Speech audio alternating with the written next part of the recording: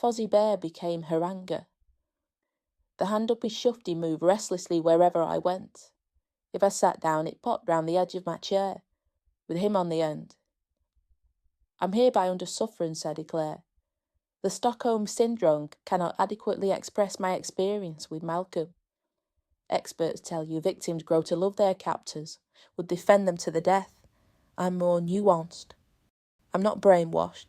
I have my own reasons, which I hope will become clear. Money. Financial settlement from the brewery for falling down the stairs of the pub.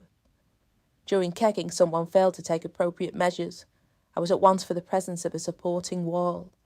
Such lackness in industrial setting saw your narrator tumbling down from the whisky measures, going A over T, but he wasn't liable. It was the company. In a clear, of course, my dearly beloved husband.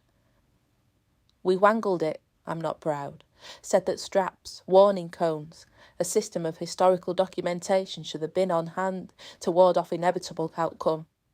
I laid it on thick, whiplash, boot, collar. Malcolm negotiated tigerously with bigwigs from the HSE. Upshot, we left quids in. One tiny flaw. I walk with a stick. I cannot raise my right arm above shoulder height. I have a psychological problem with loud noise, ambulances, uniforms, the sound of the jukebox, which limits sociality.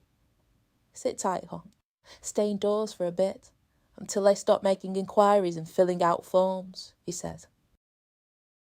Despite which, and on top of it all, I'm going paranoid.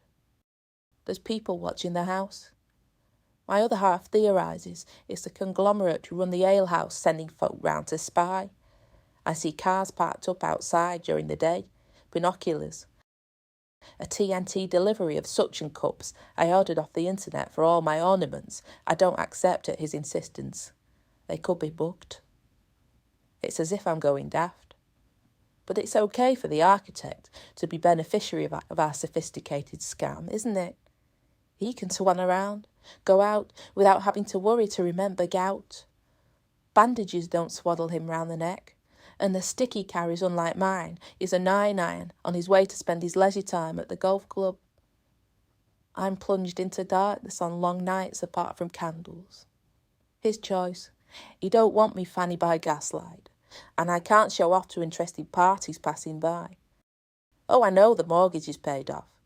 We can afford to go on multiple holidays a year, but I'm in a wheelchair, lifted on, lifted off, and can't do lengths in the hotel pool for fear some loss adjuster /PI is with a hidden camera recording my every dive.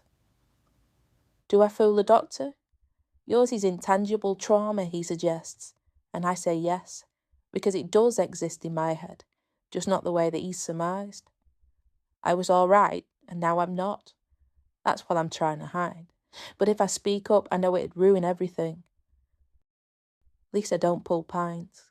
At least I don't have to reach up for scampi-flavoured fries on tiptoe for leering customers who say, when I turn round and swivel, £1.55? On second thoughts, I've changed my mind, love. And I knew their influence was how I look. Backside supermodel, frontside super grand. Those wounds sting. But here in twilight, I either sit and fear the telephoto lens, or am entertained by the man whose bright idea on whom it all depends. That's the choice. The engineer of all my fate saying, it'll be fine, give it 5 years. You've got me here. We'll laugh about it when we're old and geriatric, and I can't swing. Which is where Fozzie Bear comes in. Kermit sometimes. Lord Charles, Orville, Cuddles the bleeding monkey. Funny voices, stream of jokes, onus on me to be named beneficiary of lawsuit, he kingpin of the checkbook. To smile as he jokes and keeps me up. If anyone peeks through the blinds, what'll they see? Me helping the invalid. A devoted hubby doing his best in incredibly trying circumstances, yes? So I sit, as if coccyx is in plane, and mobility impaired, and put on a pained grin as he makes light of my truss. Trapped in my position, prisoner of a story we made, where to escape, get out, is a question I can't quash. Am I the mole? Am I the facilitator to a man who has in mind one day to make a living as a children's entertainer, who missed his way as mere victualler? I cannot attempt an expose, blow the injury wide, put explosive charge on history, dear Lord, and see it fail. In a way, I realise the hurt is real, just of a different kind. Slow acting, like the pills I pop, to counteract the schizophrenia I concoct. It curdles inside like a medicine ball. Me, a woman of identities disparate and fractured. But you wouldn't know it to look. I sit in my woolly jumper, pacified, as he, a bloke with a Muppet on his hand and an 18 handicap, steadily decreasing, leaves Miss Piggy flat out spare. He hasn't mastered the voice yet. He goes to the boys' ball. Her potential for hi-ya is held in reserve. Little wait one day, I swear. To go to Kermie and give him what for, with full width of her limbs, karate chop, and go all haughty on him when he asked what was that for, with a hurt face. For the years of waste, for the puppetry, for being a clown. Now let me out of this brace. I want to get down.